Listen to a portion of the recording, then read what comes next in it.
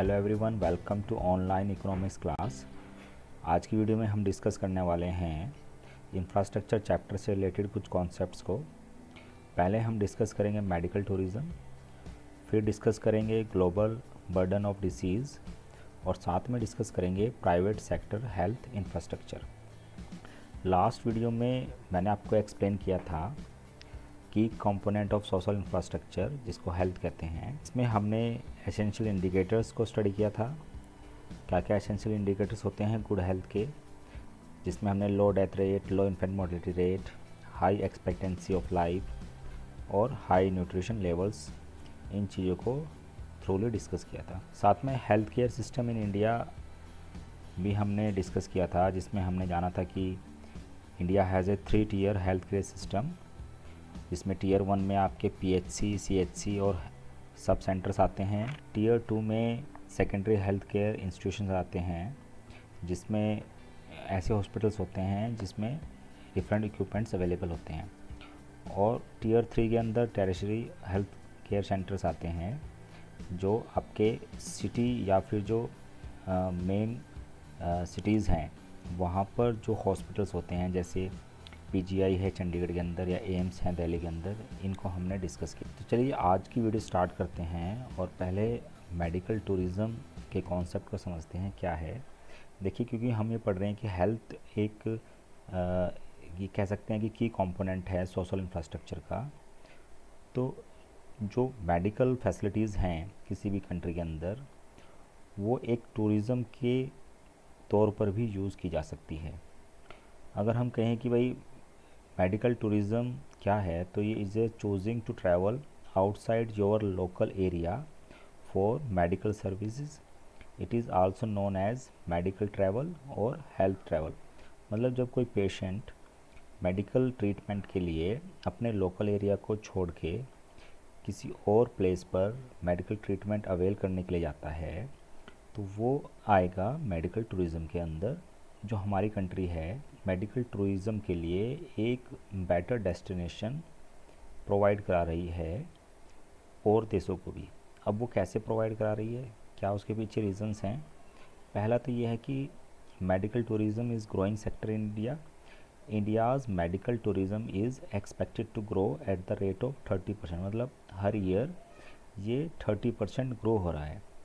अब चाहे इसके पीछे रीज़न प्राइवेट हॉस्पिटल्स का बढ़ना हो या प्राइवेट सेक्टर का हेल्थ केयर फैसिलिटीज़ में ज़्यादा इन्वेस्टमेंट, वो चाहे कोई भी रीज़न हो, लेकिन मेडिकल टूरिज़्म जो है एक बहुत अच्छा ग्रोइंग सेक्टर है इंडिया के अंदर। जैसे इंडिया एक डेवलपिंग कंट्री है, तो हमारे यहाँ जो मेडिकल फैसिलिटीज़ हैं वो as compare to developed countries काफ़ी कम रेट पर अवेलेबल हो जाती है, काफ़ी कम कॉस्ट पर अवेलेबल हो जाती है। तो जो डेवलप्ड कंट्रीज़ के सिटीजन्स हैं, एक अच्छी क्वालिटी के मेडिकल ट्रीटमेंट के साथ साथ कॉस्ट एडवांटेज के लिए भी हमारी कंट्री में आते हैं। And for the patients from poor countries due to better quality. और एक रीज़न जो पुअर कंट्रीज़ हैं उनके पेशेंट्स के लिए क्या है, क्योंकि वहाँ पर हेल्थ फैसिलिटीज़ इतनी अच्छी नहीं होती है, वहाँ पर डॉक्टर्स या हेल्थ इंफ्रास्ट्रक्चर इतना डेवलप नहीं होता है, तो वो लोग बेटर ट्रीटमेंट के लिए या अच्छी क्वालिटी की ट्रीटमेंट के लिए ऐसे जैसे इंडिया एक कंट्री है उसको प्रीफर करते हैं। तो एडवांटेज दोनों तरह की कंट्रीज़ को लेके हमारे यहाँ है। Cost of major surgeries in India is just 10% of than in developed countries. क्योंकि डेवलप्ड कंट्रीज़ में जो कॉस्ट आती है मेजर सर्जरीज़ की, वो बहुत हाई होती है। उसके पीछे वहाँ का इंफ्रास्ट्रक्चर कह सकते हैं ज़्यादा डेवलप है, या फिर वहाँ की जो चार्जेज़ हैं या जो लेबर चार्जेज़ हैं वो बहुत ज़्यादा हैं। उस रीजन की वजह से वहाँ पे सर्जरीज़ की जो चार्जेज़ हैं बहुत हाई है एज़ कम्पेयर टू इंडिया। चलिए अब डिस्कस करते हैं ग्लोबल बर्डन ऑफ डिसीज़। ये क्या कॉन्सेप्ट होता है, इसको शॉर्ट फॉर्म में जीबीडी के नाम से भी जानते हैं।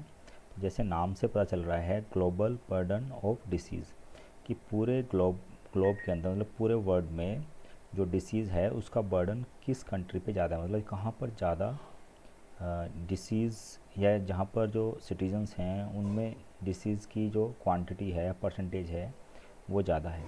अगर हम होल वर्ल्ड में डिसीज़ की क्वांटिटी को मेज़र करते हैं GBD is an indicator used to assess, क्या एसेस करता है या क्या ये मेज़र करता है, the number of premature deaths due to particular disease, किसी पर्टिकुलर डिसीज़ को लेके जो प्री मैच्योर डेथ्स होती है। प्री मैच्योर डेथ्स आप कह सकते हैं कि एक जो मैच्योर एज है उससे पहले डेथ्स का होना, और उसके पीछे रीजंस क्या हो सकते हैं, कुछ डिसीज़ हो सकती हैं, and the duration of disability of a persons suffering from that disease, साथ में जो वो डिसीज़ है उस डिसीज़ की वजह से कोई पर्सन कितना टाइम तक बीमार रहता है, वो दोनों चीज़ें काउंट होती है GBD के अंदर, ग्लोबल बर्डन ऑफ डिसीज़।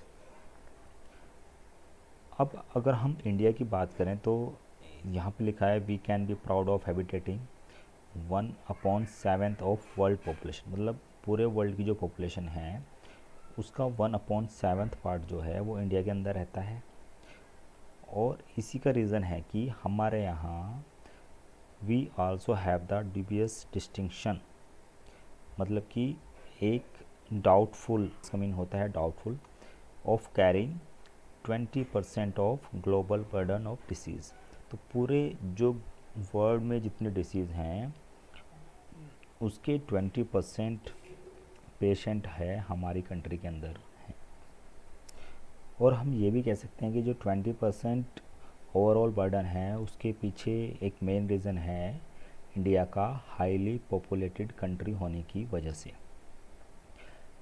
चलिए अब डिस्कस करते हैं next topic, that is private sector health infrastructure. तो हमारी कंट्री के अंदर प्राइवेट सेक्टर जो है वो डोमिनेटेड है इन द हेल्थ इंफ्रास्ट्रक्चर, और ज़्यादा जो फैसिलिटीज़ है हेल्थ से रिलेटेड वो प्रोवाइड कराता है प्राइवेट सेक्टर ही। अब इसके कुछ ड्रॉबैक्स भी हैं और कुछ इसके एडवांटेजेस भी हैं। एडवांटेज तो यही कह सकते हैं कि भाई इंडिया जैसी वास्ट कंट्री में, इतनी बड़ी कंट्री में, गवर्नमेंट जब इतने हॉस्पिटल्स या डॉक्टर्स अवेलेबल नहीं करा पा रही है तो प्राइवेट सेक्टर ने हेल्थ फैसिलिटीज़ को लेके काफ़ी अच्छा कंट्रीब्यूशन किया है, और ऐसे जो एरियाज़ हैं जहाँ पर हेल्थ फैसिलिटीज़ अवेलेबल नहीं है वहाँ पर हेल्थ फैसिलिटीज़ को अवेलेबल कराया है। अब कुछ स्टैट्स की बात करते हैं कि प्राइवेट सेक्टर का इन्वॉल्वमेंट कितना है। तो private sector account for more than 80% of total health care spending in India, means India के अंदर जितना एक्सपेंडिचर होता है हेल्थ से रिलेटेड उसका 80% जो है वो प्राइवेट सेक्टर ही कंट्रीब्यूट करता है। हॉस्पिटल्स में हो या फिर डॉक्टर्स में हो, उसमें जो इन्वेस्टमेंट है वो किसका है, प्राइवेट सेक्टर का है। नंबर 2, अगर हम बात करें कि जो पेशेंट है और दोज सीकिंग ट्रीटमेंट, जो ट्रीटमेंट लेना चाहते हैं वो लोग कितना प्रेफर करते हैं प्राइवेट सेक्टर में, या वो कितना अवेल करते हैं फैसिलिटीज़ को प्राइवेट सेक्टर में। तो इसमें 78% रूरल एरियाज़ में और 81% अर्बन पेशेंट्स जो हैं वो प्राइवेट या नॉन इंस्टीट्यूशनल फैसिलिटीज़ लेते हैं।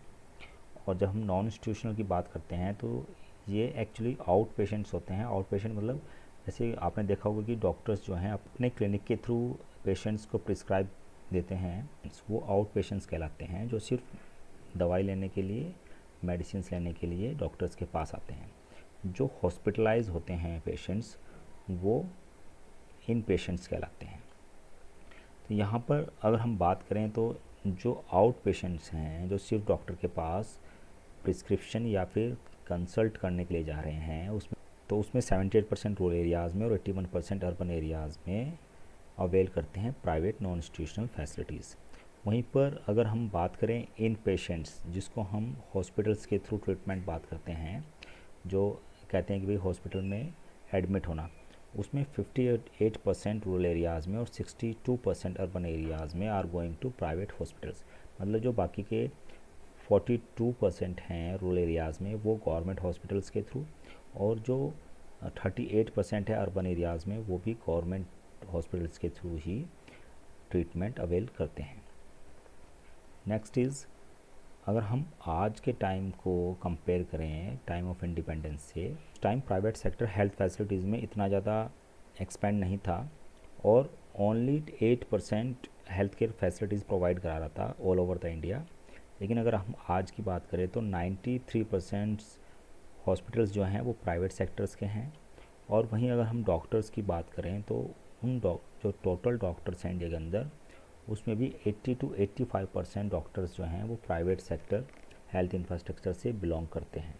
अगर हम बात करें प्राइवेट सेक्टर की, तो ये जितने सब मार्केट्स हैं related to health care facilities, वहाँ पर भी डोमिनेट प्रेजेंस है इसकी, जिसमें हम कह सकते हैं मेडिकल एजुकेशन है या ट्रेनिंग है, मेडिकल टेक्नोलॉजी है, डायग्नोस्टिक्स है, या फिर मैन्युफैक्चर और sale of pharmaceuticals product, hospital construction. इन सारी चीज़ों में प्राइवेट सेक्टर का इन्वॉल्वमेंट गवर्नमेंट सेक्टर से या पब्लिक सेक्टर से कहीं ज़्यादा है। So that's all for the today students. Thank you.